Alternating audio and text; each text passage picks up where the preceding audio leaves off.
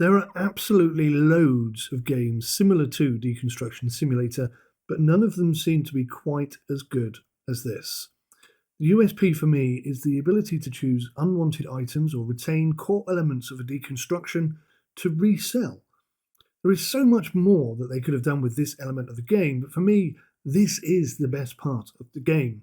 It's filling up your storage with reclaimed timber, washing machines, couches, units, and even windows and sometimes doors. And then you resell them to people and make a little bit of extra cash on the side. Now, it's fair to say that some areas of this game do feel unpolished. For example, disappearing outside of the confines of the building in order to get a screw, instead of making you have to move it to a better location first or remove other items in order to get access to it. I wish it was a bit more realistic. I have similar issues with the way that units are disassembled. There are no logical physics involved at all, and equally, when smashing a building apart, you will occasionally see random elements of wall or roof just floating around in midair.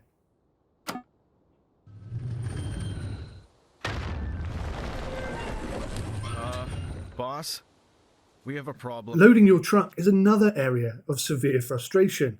Imagine playing Tetris without the actual ability to rotate an item in all directions.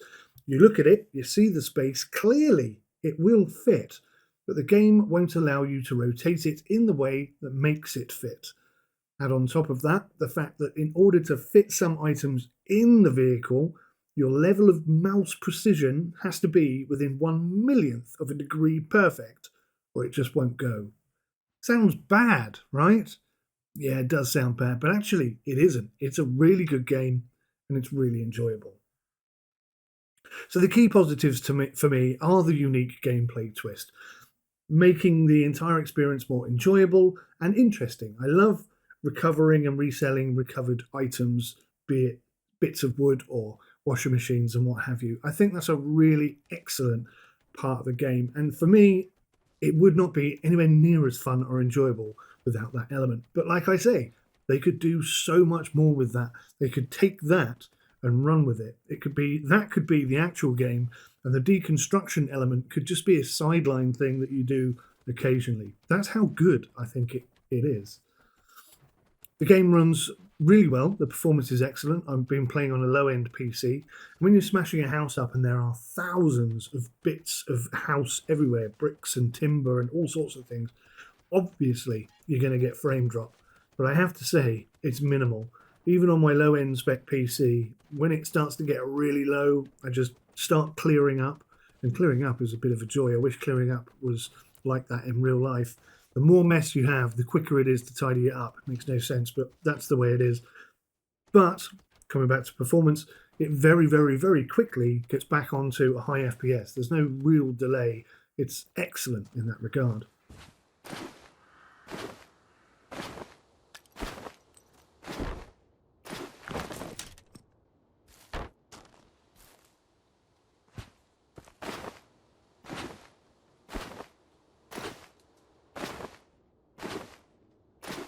The gameplay experience overall is really good. Everything seems to work very well.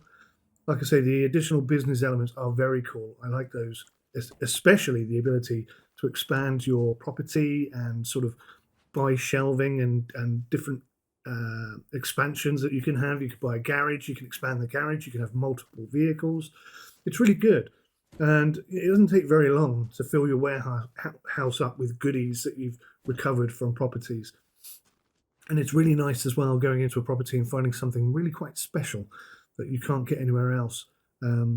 Massive TVs and really top of the range electrical items like computers and fridges and washing machines. It's cool. It might not sound cool, but it really genuinely is cool.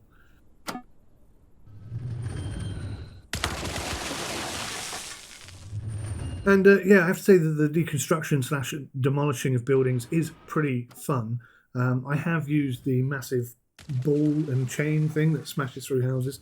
That definitely makes things a lot quicker.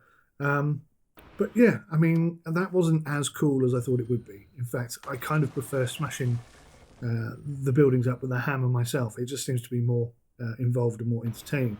But let's talk about some of the negatives. Now, these are things that could be ironed out by the developers And this game itself has enormous potential that they haven't even tapped into. Rotating items in order to fit them in the truck is nothing short of frustrating. You look at it, you see the space, you know that it's going to fit. It will clearly fit, but it won't go in. And it won't go in because it won't let you rotate it the way that you want to rotate it. And then even when you do, the precision you have to get it to fit in that spot is often quite frustrating. And you can't sort of, so imagine, if you will, you're trying to fill a van up with stuff and you've just got one box to squeeze in there. Now, with a little bit of pressure in the right place, you could squeeze that box in and sort of push a few things around and wriggle them about and make it fit. But that is not available in this game at all. That doesn't exist. You cannot interact with items unless you're physically holding them. So that isn't even an option either. Now, I did mention that there were some occasional stutters. Now, this is only really going to happen on low-end PC. I'm really impressed with how many particles I can have floating around all over the place and still have a playable game. So really, that's not a criticism, but just be aware, the more things you smash up, the more pressure that's putting on your PC. So if you just tidy up regularly, instead of smashing an entire house up and then trying to clear up, which is actually the quicker way to do it, you can still play the game. And the FPS is very solid, but it can drop down, as you would expect with 10,000 particles or 10,000 objects on the screen. Now, one thing I don't like and I've never liked is having to unlock things, having to level up, having to complete X number of missions before I can unlock the next license, even though I've got enough money to pay for it already. If I've got the cash, just let me do it. Let me play the game the way I want to play it. Don't force me to do 10 levels to get this before I can unlock that. It's so old school and it's just totally unnecessary. Really bugs me, ruins the game. And at the moment, I've been having a lot of problems dismantling doors. Now, I've managed to do it by buying a new screwdriver, and I think this might just be a bug, hopefully, which they fixed in the full release. But if you're having troubles taking doors off, buy an upgraded screwdriver and see if that works. That's the only thing that worked for me. And there are quite a few bugs. You will find nothing game breaking, just silly little bugs here, there, and everywhere. Visual bugs, technical bugs, logic bugs. There's quite a few of them, but it's playable. It sounds bad, but it's not as bad as it sounds, honestly. And another thing, I own a van now. One thing that all self-respecting van owners have is bars on the top of the roof so that they can, shift big heavy stuff. And I think this is absolutely something that should be in the game. You should be able to upgrade your truck to have roof bars so you can put a couch up on the roof and strap it down, that kind of thing. But at the moment, that doesn't exist. Neither does the ability to drive the truck. I think that would be a wonderful addition to the game. Admittedly, that would be a massive bit of work to get that to work. But to get in the truck, drive to the house, and then demolish it and do all the work, that would be superb. I'd love it if they could do that. They're not going to, but unfortunately, there's no driving of the truck. And driving trucks is cool, right? Last thing I'm going to say on the negative side is that you cannot upcycle stuff. So you cannot take something that's broken and repair it and make it work and sell it. You cannot take some wood and build a bench or a table or fix a table with a bit of wood. None of that is in the game. And I think, like I say, there's so much more they could do with this game. And that's one of the things that they could possibly look into doing. So my recommendations would be to improve the rotation of items when placing them in the van and just improve the whole van physics loading system because it's really frustrating. Unlock the ability to have bars on the roof of the van so you can move bigger items, putting a couch up there or something like that, maybe with a weight limit. And then enable us to remove the guides. I don't want to know how to disassemble items, but I do think that moving a couch or a table into the middle of the room so that you can get access to all the screws is way more fun than just disappearing outside of the building and doing it from underneath the floor.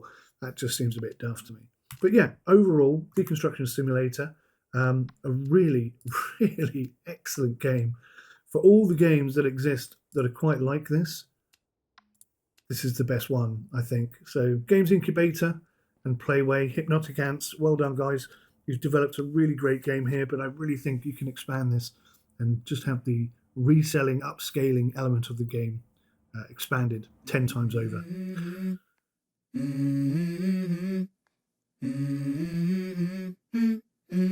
Let's go.